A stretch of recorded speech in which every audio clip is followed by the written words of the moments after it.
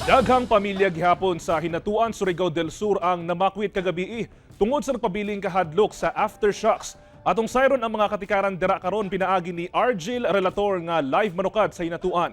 Argel?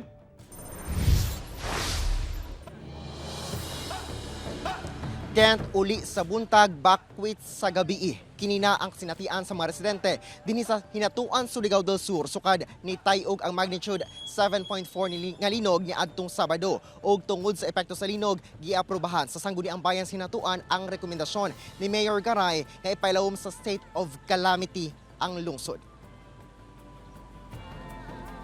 Daw nahimo na nga tent city ang evacuation ground sa Hinatuan dihang gipang install na ang mga dagkong tent sa DSWD. Sa matag tent, dili mo ubos sa 5 ka pamilya ang mag-share nga magtiner aron lang dunay katulgan tungod sa kadaghan sab sa mga residente nga namakwit.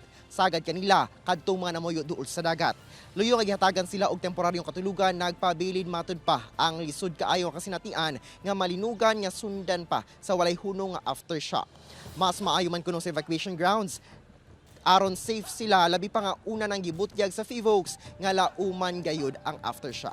Ania ang pahayag sa pipila ka mga nibakwit kagabi. Nahadlok mi sir nga kanang mo balik na pud pagkusog ang linog.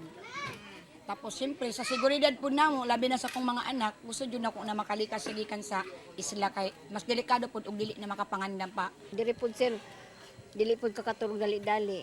Kay samok unya taon-taon mag aftershock na pud, mangalisang na pud mi asa mi mukuan mo dagan ug unsay mong buhaton.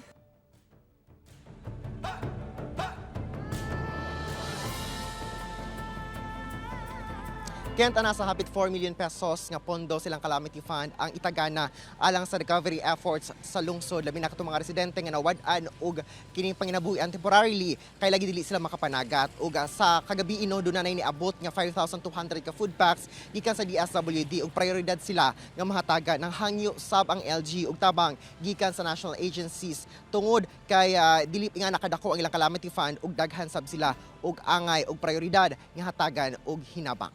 Balikan ni mo, Kent. Daghang salamat Argel ug amping mo diha.